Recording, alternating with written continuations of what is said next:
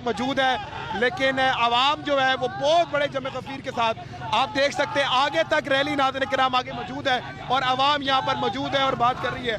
आप यहाँ पर देख सकते हैं इस वक्त इमरान खान को पाकिस्तान की जरूरत नहीं है, बल्कि पाकिस्तान को इमरान खान की जरूरत है।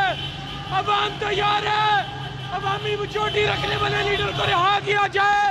फौरी तौर के ऊपर अवाम निकलेगी, जंग भी जीतेंगे, मुकाबला भी करेंगे, इन्हें बताएंगे भी मुसलमान की ताकत क्या है। 3 मिसाइल गिराए गए, 3 ड्रोन गिराए गए और इसमें नाज़रीन किराम आवाम जो है वो रात को सड़कों पर निकल चुकी है और सड़कों पर निकल के नाज़रीन ఓ పక్క పాక్ భారత్ పై యుద్ధానికి కాలు దువ్వుతుంటే మరో పక్క అక్కడి జనం ప్రభుత్వం పైన తిరగబడుతున్నారు. ప్రభుత్వానికి వ్యతిరేకంగా పాకిస్తానీయులు నిరసన చేపట్టారు. ఇమ్రాన్ ఖాన్ ను విడుదల చేయాలని డిమాండ్ చేశారు. ఇమ్రాన్ ఖాన్ ని 2022లో అవిశ్వాస తీర్మానం ద్వారా ప్రధానమంత్రి పదవి నుంచి తప్పించారు. అనంతరం 2023 ఆగస్టులో అవినీతి ఆరోపణలపైన ఆయన్ను అరెస్టు చేశారు.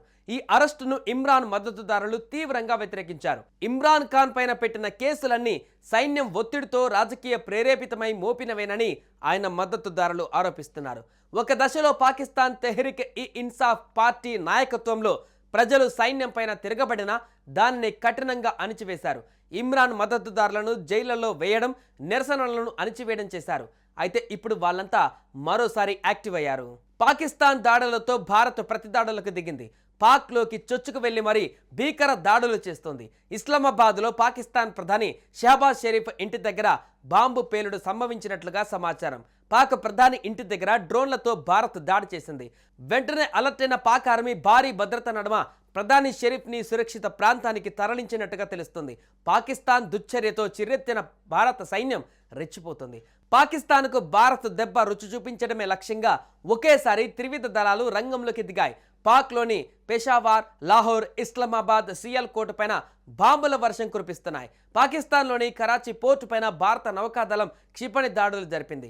పలు మీడియా నివేదికల ప్రకారం ఈ దాడిలో కరాచీ పోర్టుకు తీవ్ర నష్టం కలిగినట్లుగా సమాచారం. పోర్టులోని కొన్ని ముఖ్యమైన విభాగాలు పూర్తిగా ధ్వంసమయ్యాయని తెలుస్తోంది. ఈ దాడిలో భారత నౌకాదళం నుంచి సముద్రంలో నుంచే అనేక టోమాహాక్, బ్రహ్మాస్ తరహా క్షిపణులు ప్రయోగించబడ్డాయి. భారత ఇంటెలిజెన్స్ ఏజెన్సీల ద్వారా అందిన ఖచ్చితమైన సమాచారం ఆధారంగా ఈ దాడి ప్రణాళికాబద్ధంగా నిర్వహించబడినట్టుగా సమాచారం.